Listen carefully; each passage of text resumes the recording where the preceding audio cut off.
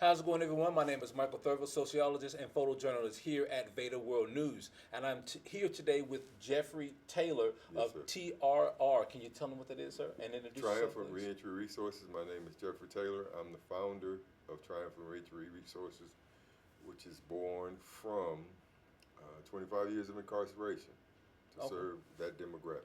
Now, when you say 25 years of incarceration, are you speaking about Texas Department of Criminal Justice, TDCJ? Absolutely, TDCJ. Okay. What is it like on the inside? For a lot of people, they hear TDCJ, they hear the term prison, they don't know what it's like on the inside. They have absolutely no idea what the culture of in prison is like. Could you explain that for us, please? Yeah, very good question, Mike. It's different for every unit because every unit has its own culture. Every unit is different, like every city. Some units are very violent. Some are protective custody units. Some are for medical units designated for medical purposes. Some have maximum security, so you have different security levels: maximum, medium, and low. Low is for people who don't have a whole lot of time, they're not facing a whole lot of time on their sentence because their sentences are low. Medium is in between. Maximum is for people who have long sentences like myself. Okay. And you were able to essentially survive 25 years in TDCJ. What kept you looking at the light at the end of the tunnel? To be honest with you, God. Okay. It's not a thing where it's religion, spirituality. I understood God was changing me and preparing me for this. And there was a whole lot of things going on that I didn't understand as far as the transition with myself, the maturity, getting to know myself. Gotcha. So it carried me forward. There were times, because I was wrongfully convicted, so there were times that in my wrongful conviction, and let me qualify this. I Okay. wasn't innocent of crime. Oh, I was a understood. criminal. I just wasn't innocent. I mean, I wasn't guilty of what they convicted me of. Understood. So that part. So I'm dealing with all of those things. I don't know because my sentence is so long. I don't know if I'm gonna get out. And so God is carrying me in the times where I'm almost about to give up and lose hope. For those that look at the news and they see the talk about the conditions of TDCJ prisons, Texas Department of Criminal Justice prisons such as Darrington or what's another, Ramsey unit or something Ramsey, like Old that. Retrieve, Yeah. which is now Wayne Scott. Yeah, what are those conditions on the inside like? Inhumane.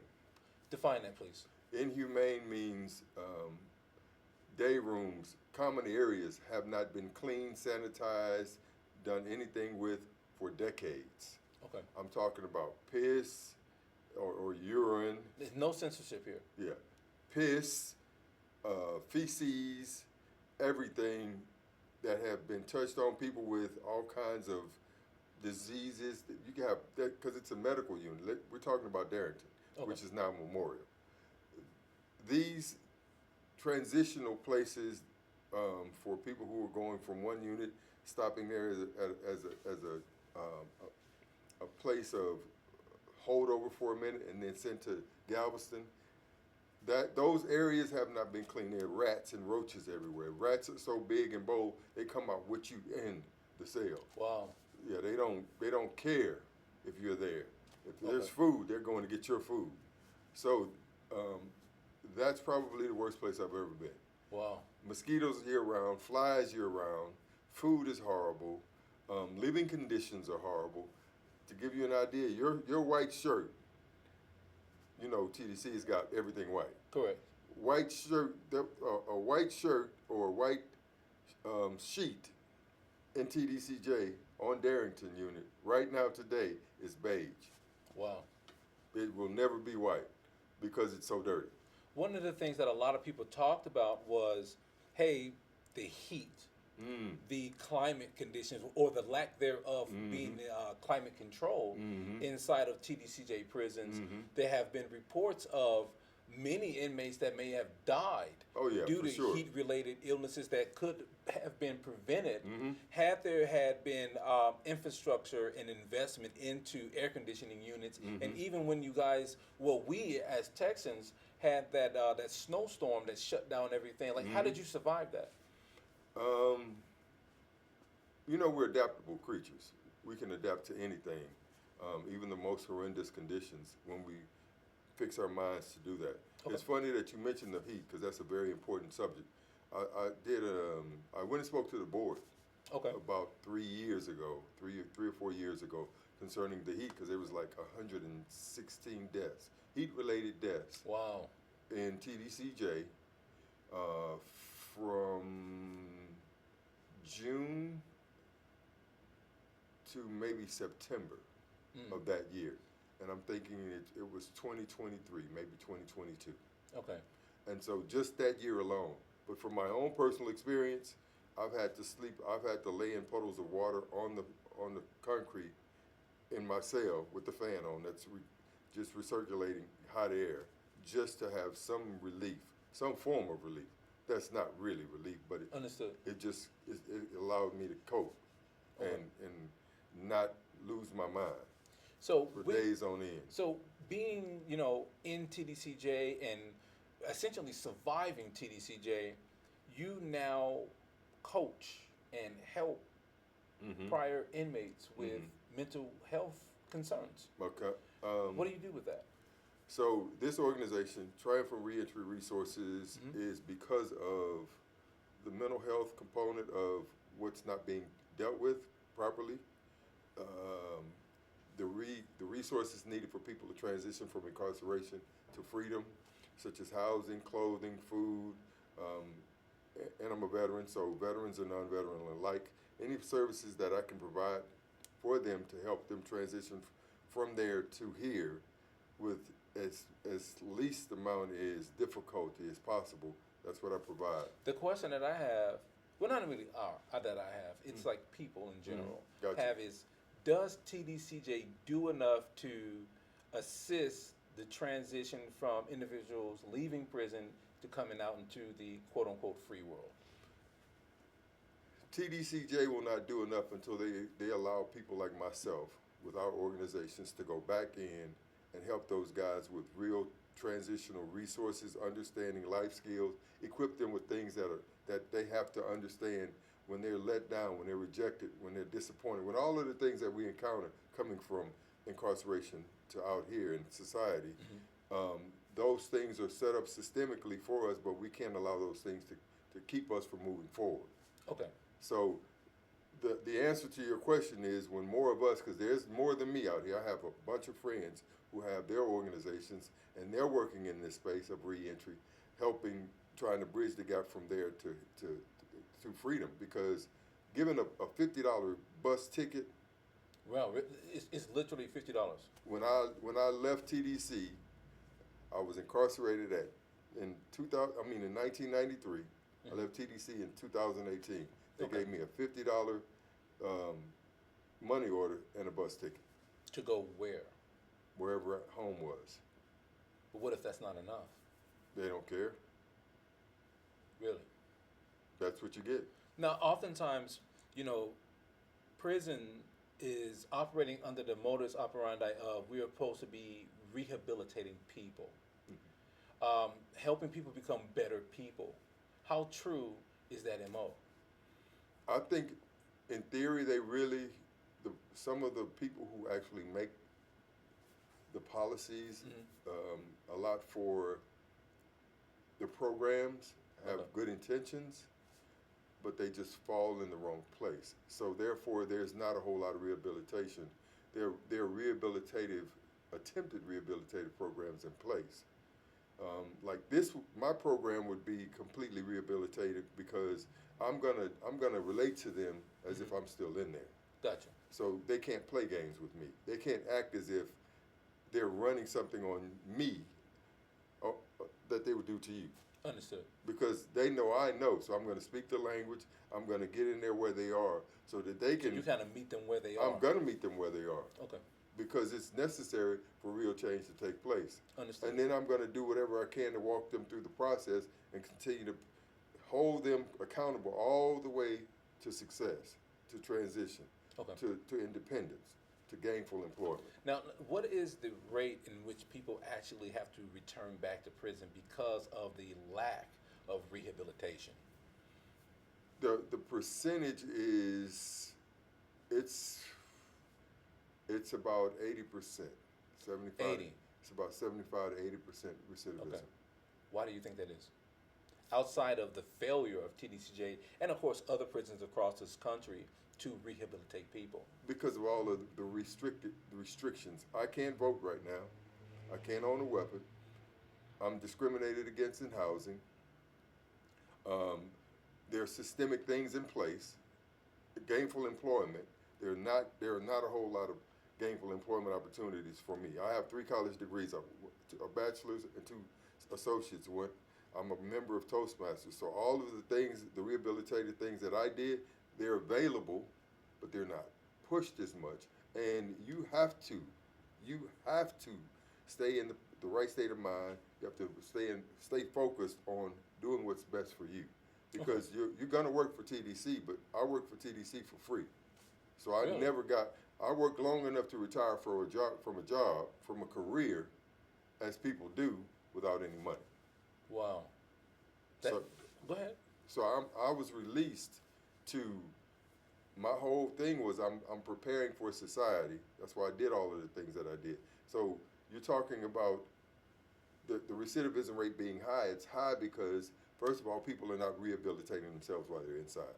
That has And to take is that a personal choice? Or That's absolutely a personal choice. Nobody can mandate that. Nobody can make you stop using drugs. Nobody can make you stop drinking. That's a choice you make because Understood. you realize the error of your ways. For me, I realized, coming from being a dope fiend, a dope addict, a street kid, doing all the things that I did all my life since the age of 8, that got me in the position that I was in. Okay. Now it's time for change. And nobody's going to change me, even though people wanted to. My father, my sister, there were people who wanted me to change. They tried to help me change, but I was too far gone. Okay. So that's an individual thing first, but then there has to be systemic things in place to help people change. Let me ask you, because you mentioned employment and people who may have a conviction or something like that on their background. What would you say to an employer right now that said, hey, listen, I couldn't hire you because of what's on your record? What would you tell that employer? For every person who's actually rehabilitated themselves, they're better employees than people who have never been incarcerated. And that is something that I did read. I actually read that people, like you were saying, who have been convicted of a crime, served time, got out successfully, turned their life around, they actually make better employees For sure. than just some regular person who's really essentially never been caught. Here at VEDA Communications, VEDA World News, we don't see people who have convictions as different than anyone else. Right. We don't see that here. If I was in a position to say, hey, why don't you come work for us, I wouldn't even look at their background, honestly, because I know for a fact that that particular background, whatever it may be, oftentimes comes from lack of opportunity. Absolutely. You see what I'm saying? So whereas a lot of people, they say, hey man, I did this because I was hungry. I did this because no one would give me an opportunity to get a job. I did this for XYZ reason. And I've also found that even taking on people for internships or something like that, they turn out to be really, really good. So I am fully in full agreement of what you're saying here. You make a very good point. One of the things about people who have made up their minds to leave the mud, as we say, and go to straight life, there's a resilience. It is. There's a conviction. There's a self-motivation. I don't need people to push me. I push myself. You essentially kind of like have to in a way, don't You better. That's the only way you're gonna get better. Okay. And it hasn't stopped because I'm released. I'm still growing. I'm still learning. I look to learn from any situation. I call myself a student of life, which means I want to learn as much as I can that's going to help me help people. Understood. help me grow and mature. Emotional maturity is another thing. Speak about that. Emotional maturity is something that a lot of people don't have.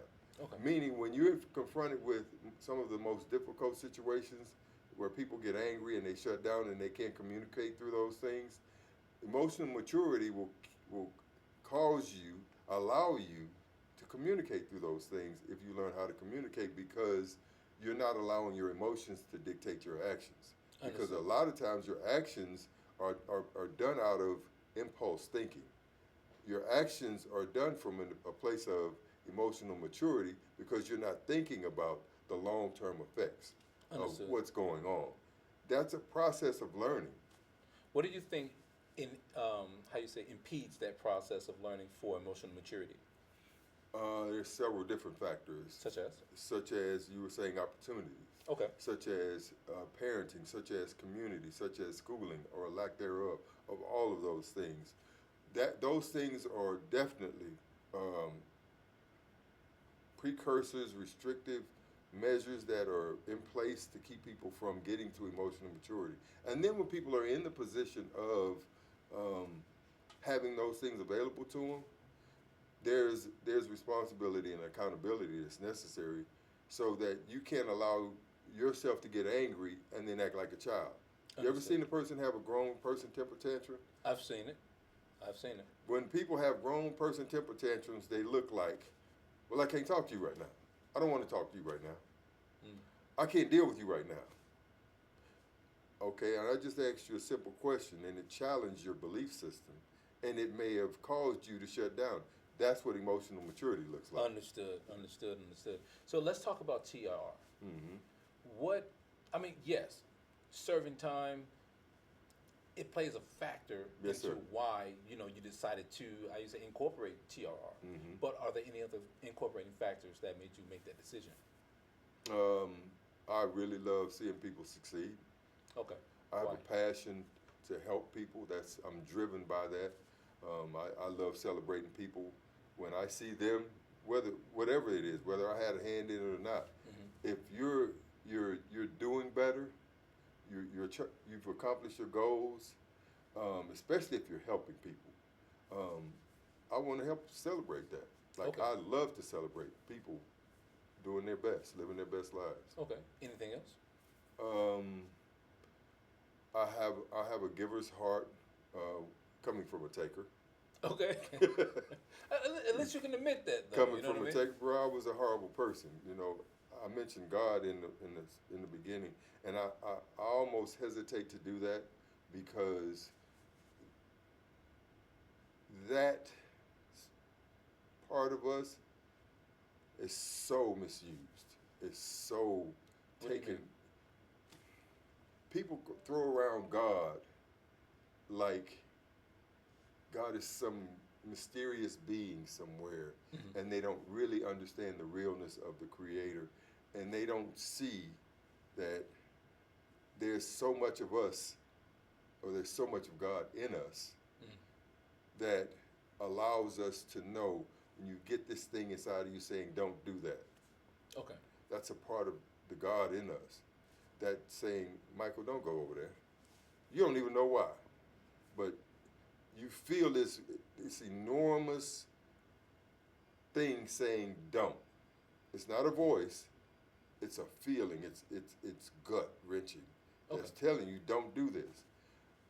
Well, people throw around God like, hey, God is just ordinary. Every day. Okay. And it's a whole lot more to the Creator than that. I think a lot of people can agree with that. And then the religious part of it, man part of it, because that's what religion is to me, the man part of it. Man brings in the component of, now God has to fit in this box. You have to do everything by the letter, by the number, in order to have some kind of relationship or some kind of understanding of who the Creator is. Gotcha. That's not the Creator. If you understand the Creator can do whatever, whenever, however the Creator chooses. That's an individual thing. Okay. If you are willing to allow yourself to be, you go into church and you see worship order of service by the numbers, and then they say God is here. How you gonna restrict the creator? Understood. Understood. That's like saying you got all the money in the world, Michael. You can go wherever you want to go, do whatever you want to do, however you want to do it. And I'm gonna tell you, no, you can't go do that over there. You can do this, but you can't do that. I'm kind of cherry picking. Yeah. Would you adhere to that? Would you cooperate with that? No, I wouldn't. That's the I'm part. Be very honest with you. Nobody would say, okay, I can do whatever I want, whenever I want, however I want, with whomever I want, and then you put restrictions on me, and then I'm gonna comply with those restrictions? Nah, I don't think so. So that's just my concept. Nobody else has to agree with it. Question: does TRR work with youth? TRR will work with youth. As a matter of fact, I just went to Harris County Youth Village. Okay. Kids who are in trouble, as young as 12, all the way up to 17, and they're on probation. They have, so this is to me, this is where the system comes into play, because we have poverty, and then you have kids who are in poverty, and so that means that there's a lack of direction, there's a lack of parenting, there's a lack of community, all the things that are necessary in order to have a healthy child being reared, because there's no accountability, there's no responsibility, there's no teaching, there's no education, the value system is off, the standards are off, all of those things. So these kids are only acting out what they know how, and they're trying to survive, and they don't know how to survive, and then the people who are in charge of them are doing probably the best that they can, but they don't really know a whole lot themselves. Okay. So you get these kids, and they go into this system, and then these kids are being released back to the same place from where they came. There isn't going to be any change.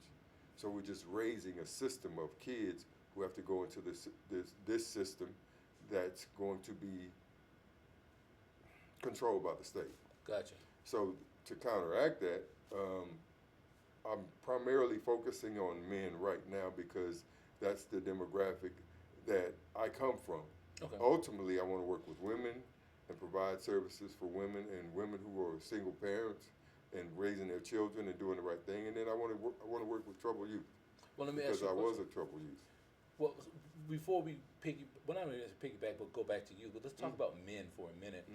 Do you feel as if there's enough resources for men in comparison to women? No, there's definitely not enough for women. Why do you feel that way? Employment, gainful employment. Not just employment, gainful employment. So if I'm employed and I'm making a livable wage, I don't have to entertain ideas of doing something wrong again. Okay. So if I have enough money to pay my bills, do some saving, not be financially stressed, and take care of my children, or take care of my wife, or take care of whomever your responsibility is, or just take care of yourself. And there's enough for that, not an abundance, but enough. And then there's no room for crime. But are you saying that women have better opportunities in the workplace than men? What are you saying? Women probably have as little or less than men. Okay. Because there's not as many resources available for women as there are for men. Okay. Because the amount of incarceration for women and men are not okay. So let me clarify. Okay. I was speaking about in the world. Okay. And you were speaking about in terms of second prison. chance opportunities. Yeah. Okay. So just wanted to clear that up. So in the second chance space, it is equal or is it less? It's not equal. It's less for women because the amount of incarceration for men is here. It's lower, but it's gaining because. Now you said gaining for women. Gaining Why? for women. Why? I think several different things: culture, society, lack of guidance, lack of respect, lack of education. Okay. There's so many components of why people are going in the direction that. I'm from the age, which I'm sure you are. We respected our elders. Yeah. There was a component of yes sir, no sir. Correct. No ma'am, yes ma'am. That doesn't exist anymore. Just a little bit of few things that have been tweaked or devalued were really important to maintaining structure in a way that allows people to hold their standards and their values high, where they won't just do and say anything to just anybody. Understood. So when you remove that component, now you have little girls that don't have any respect for grown women, their mothers. You have young adult females who don't have any respect for anything. Okay. It comes from a lifestyle. The same with men, Okay. little boys. In your estimate, when it comes to education and people who may have served time, how many actually, in your estimate, actually take advantage of the educational opportunities? Many of us. Okay. Many of us. They, like, in order for, let's say, for instance, in Central Texas, where I got my bachelor's and my first associates, Central Texas College and Tarleton State University, they have to have so many students in class in order for them to bring in instructors. True. So there are quite a few guys. I would say thousands. There's like on the Ramsey unit, it's the only master's program that I know of in the nation. Right, from Ramsey. For Ramsey. All right, and what is that master's degree in? Literary arts and humanities. Okay. Which none of which I'm interested in. I'm not interested in reading big literary books. Okay. About Shakespearean stuff. But they're there. U of H Clear Lake, Tarleton State, Lee College, Alvin Community College. Those are educational institutions that are inside that I know of. Okay. Now let's talk about trades. And I really want to hear some solutions. People want to know solutions because there's a lot of people who are watching this that may have served time. When it comes to trades, plumbers, electricians, is that a good field for them to go into? Absolutely. To absolutely start, learning something new and getting better paychecks and everything like that? I think TDC does a good job of allowing trades in.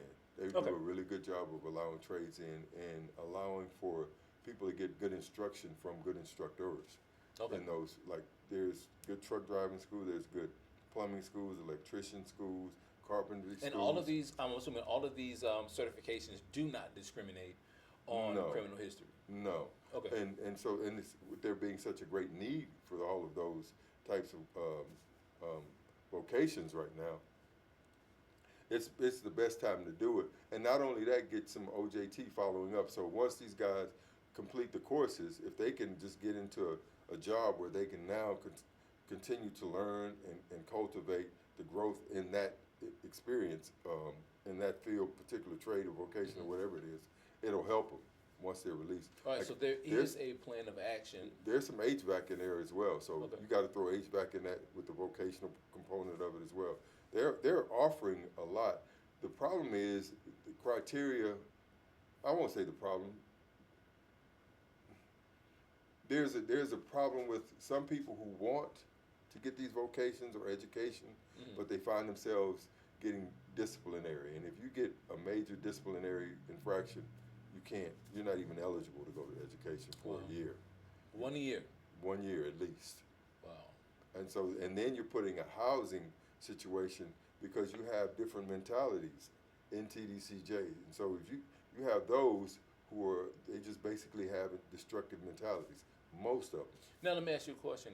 Do you believe that inmates that have that destructive mentality that you're speaking about should be mixed in with, let's say, the general population of inmates? Should they not be segregated away because they're struggling with something like that? They should be segregated, but they should also be allowed to have some positive interactions, some positive communications, some positive activities. Okay. To give them some type of light in all of that darkness. Okay. Because I've been in that environment. I know the mentality of those in those environments are frustrated, destructive, mischievous. They just want to, and they're not allowed to participate very little that's positive, and they're not allowed to move around. So let me give you an example of what I'm Please. saying. Minimum custody is general population. That means they can go, they have access to all of the things that are offered through TDCJ. Okay. Medium custody, it's restricted. Not only is there restricted, their movement restricted, which is, I think, they can possibly work in the fields. Okay.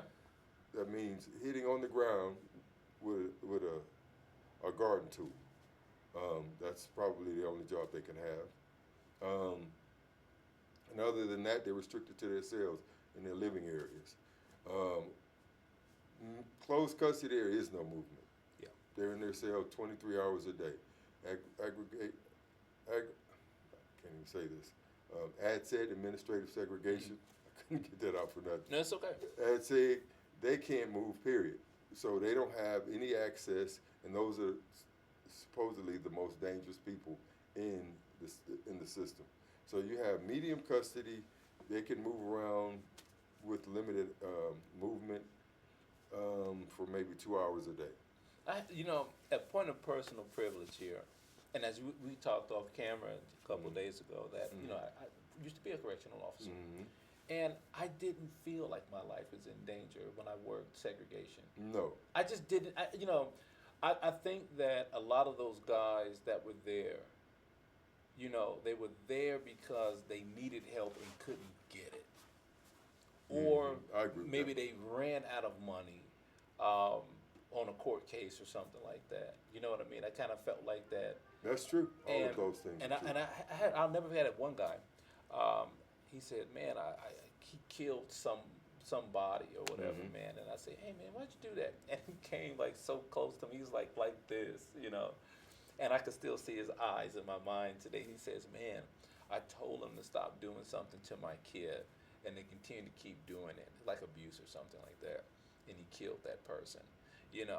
And I didn't get that sense like he was some kind of vicious animal. Yeah, I didn't get that. I got that, like you were saying, that maturity, that emotional maturity that, that maybe not have been in place, but I just felt like he didn't know how to really deal with that situation like that, and therefore it led to that.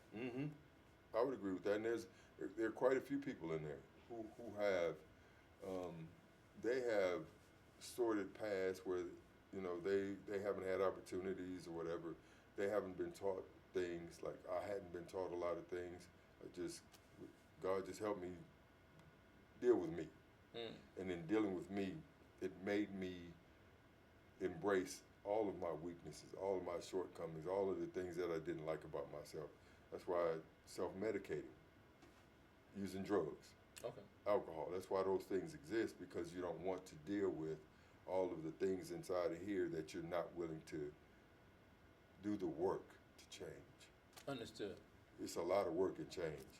It's a lot of work in going against the norm. Let me ask you, if you can give 3 tips to anyone that may have been affected by something like going to prison or serving time or probation or or haven't been caught doing anything yet, what would you give them?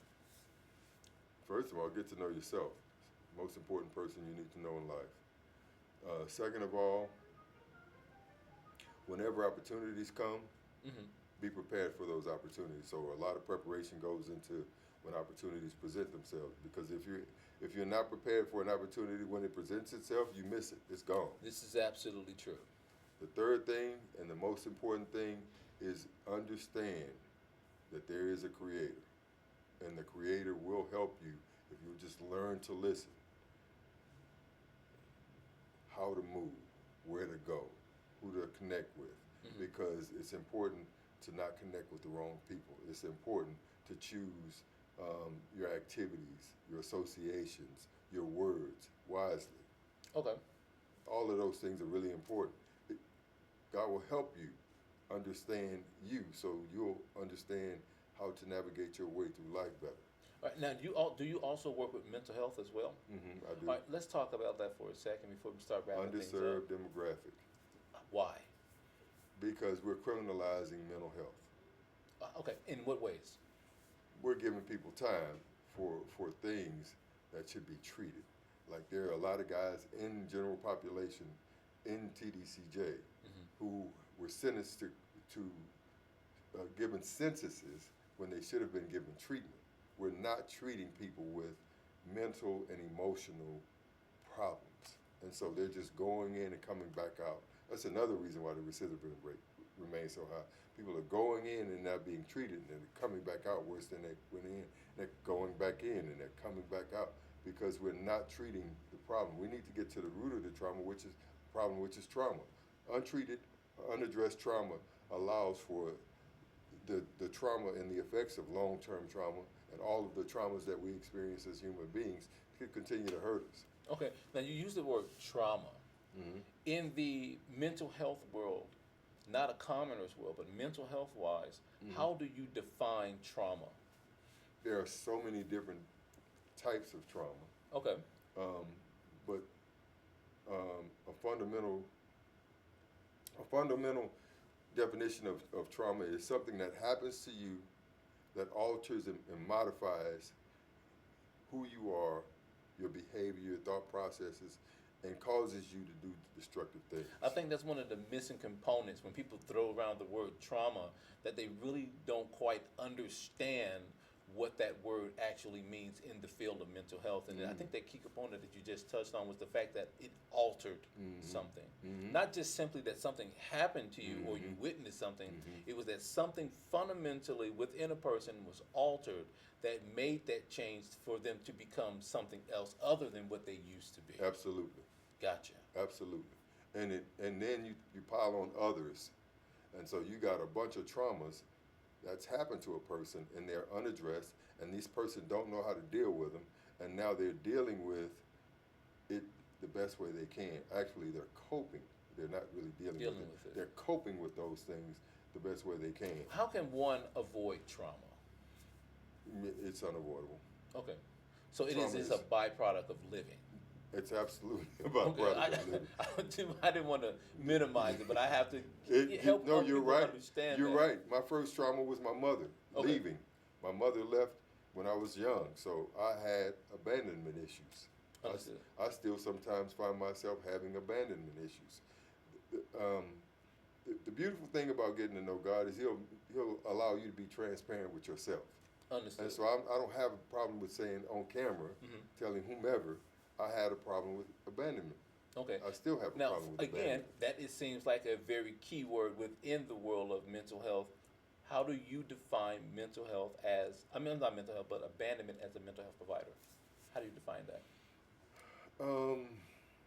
First of all, it has to be acknowledged. It has to be pointed out. You have to get to the root of where it started. Okay. Like I just did about my mother.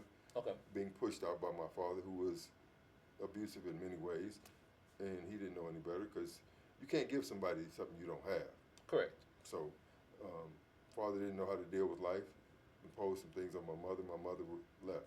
That caused me issues when it comes to people starting to look like. If I started to see any signs of people that I care about leaving, I start having these anxiety thoughts of anxiety because when you're attached to somebody, or and now they're leaving and you don't understand why, and there's no closure, you start internalizing those things. Okay. And internalizing those things, you don't understand that it's not you. It's like a kid who's being sexually abused or physically abused. The kid starts to internalize that there's something wrong with them. And it's not the kid, it's the adult, it's the other person, it's their stuff, because they're just imposing their trauma on somebody else because it hasn't been properly addressed. Let me ask a question, because this is a subject that many people won't touch on, and it's always the other way around. How many men have you either dealt with on this professional level that may have had sexual trauma or some kind of issue like that? Is that common with men? Because a lot of times men don't want to talk about things like that. It's probably more common than you think. How so? In what ways? I was molested as a child.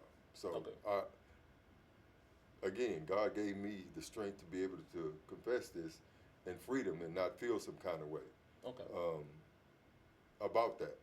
I've never participated in homosexual activities, and so for a long time, because of the molestation that came through a family member, which is the situation a lot of times That's common, with like men. family members Family engaging members. in things like And that. and we're talking about men and women taking advantage of little boys, not just men and doing it with little boys or young boys. It's women doing it too. How come? Let me ask you. How come the women don't seem to have that same degree of scrutiny that a man would have in a situation if they were accused of such? I'm very curious about that. That's a very good question. Because we have a double standard. Okay. We have a double society. Legally, we have a double standard. It's like men can be with a bunch of women and him not be considered a whore. But women can be with a bunch of men and automatically she's a whore. Okay. That's the double standard. But both of them are the same. Okay. But the way we view those things and we respond to those things are different. Okay. So when a woman molests a little boy, or when an older girl molests a little boy, that's the thing. It's okay. It's acceptable. Is it really? Well, I No, was it's not like not. not acceptable No. like in that sense, but it's like, oh well, this is a guy versus it being a But girl that's no, being a victim here. because what you just said, we see these things differently. We view these things as, oh, that didn't really happen. It's the same thing with domestic violence. Okay. If there's a woman abusing her husband physically in a domestic violence situation, we're looking at it differently than we do when a man is doing it to a woman. Okay. Good, bad, or indifferent, whether we should or shouldn't, that's what we do. Do you think the criminal justice system does a good job at prosecuting women who have been proven to engage in sexual misconduct with men and women? I mean, young boys? I don't know. I wish I had an answer for that. Okay. Because I haven't really delved into that actual or studied that demographic, but I understand that as far as us as a society, us as a community, we don't view them the same. So I would venture to say that because we don't view them the same as a society and the community, we probably don't deal with them the same legally. Understood. Let me ask you, if you could give 3 tips to people on how to improve their mental health and improve their situation, whether they have a conviction or not, what would those 3 things be? First, self-care, daily self-care. What do you mean by self-care? Self-care means taking some time for yourself to just be alone with you. Whether it's meditation through deep breathing, whether it's reading, whatever that is for you that involves no one else, you take some time every day to do that for yourself. Okay. Just to detach, just to relax. Mm-hmm. And in that self-care, you can have a real serious conversation with yourself about the things that you did good and the things that you did bad, which leads me to the next thing. The second thing is celebrate your smallest victories. Okay. And I think people have a good time doing that, right? But you'll be surprised at how many people don't. Really? People, how many times in your own life, and you think about this. Okay. In your own life, throughout your entire life, how many times have you incurred people giving you slack? That's the best way I'm going to put it. Giving you grief? A hard time, grief about what you didn't do and beating you up about it, mentally and emotionally. I can say it's not high, but it's not low, somewhere in the middle. Okay. And how many times did you join them in that, beating yourself up?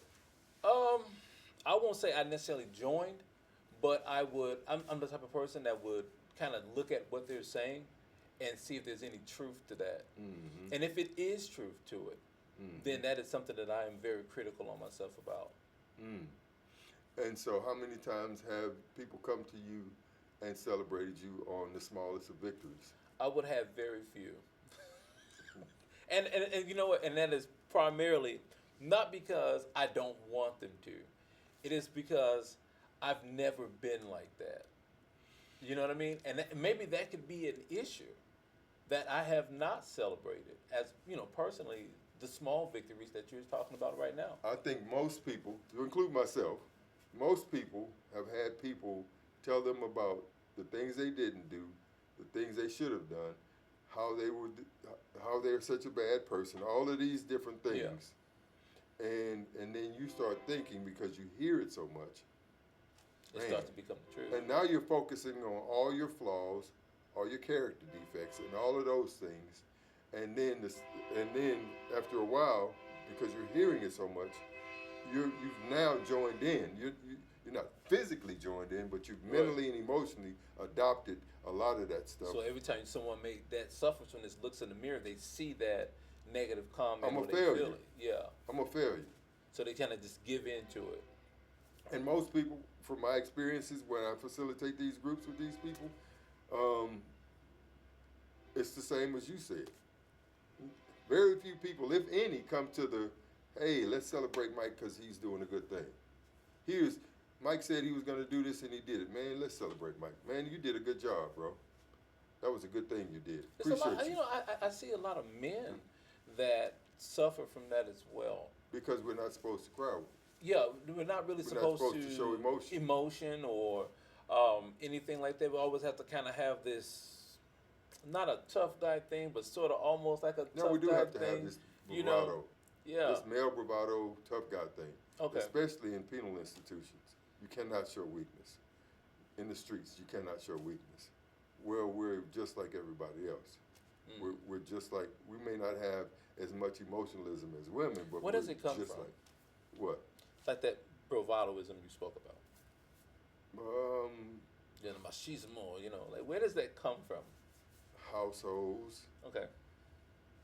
Communities, society, government, the whole 9 yards. You have to take a kid aside and allow them to know, a little boy, it's okay to be in touch with your emotions. You're still a man. Okay. Not a little boy. You're still a man. But you got to understand that you have to process this information, and you have to teach the kid how to process this information and process these experiences, because it's necessary for you to have a healthy relationship with yourself, which leads me to the third thing. What's that? When you know who you are, other people can't define you. I think a lot of people don't know who they are. I think it takes time. What do you think? Like I don't think anybody just pops up and says, "This is who I am." I think people kind of either grow into it over time, or they kind of discover that. How true would I be in that assessment? You'd be pretty accurate. Okay. So I'll give you an example. There's 3 groups that I've been facilitating in Harris County Jail, in 3 different locations, in 3 different housing types of situations. One is very good, one is not so good, and the other one is a homeless, a pod designated to homeless guys. I've asked all 3 different demographics the same question. I've even asked people out here, who are you? What I get is, this is what I do, this is my name, this is where I'm from. And then they start talking about, more in depth about, this is what I do. So I do this, I do this, I do this, I do this, I do that. And when they finish, I say, okay, those are things that you do. Now tell me who you are. They can't tell me. How would one answer 97%. How would you answer that question? Yeah, like if you pose that question to someone. So if you would ask me who am I could tell you. I'm compassionate, I'm loving, I'm empathetic, I'm resilient. That's who I am. Okay. See those components? That's my character. That's my personality. So really the question is, what kind of character does a person have? Is that you're kind of questioning? Not even questioning in a negative way, but helping them try to understand. Get in touch with you. Yeah. Get in touch with you. You are not what you do. It's about who you are as a person. Right. As a person. Right. Okay. I asked the Tdcj guard when I was inside, and he was strictly by the book. I'm not gonna call his name, but I know exactly who he is. Okay. And he would come in with his own agenda, hiding behind TDC rules and regulations and policies to enforce his own agenda to the extreme. Wow. Behind the policies. You being an ex-TDC guard, you know what I'm talking about. I do. And I asked him one day, I said, man, if I asked you who you are right now, you couldn't tell me. I said, who are you? Since you're so, and he told me, I work for Tdcj. And my name is so-and-so and so-and-so. And I come to work every day. And I do my job this way. And I'm a father, and I'm this. And I said, okay, all of those are your positions in your profession, but you haven't told me who you are. And he got mad at me. No. Because he couldn't tell me who he is.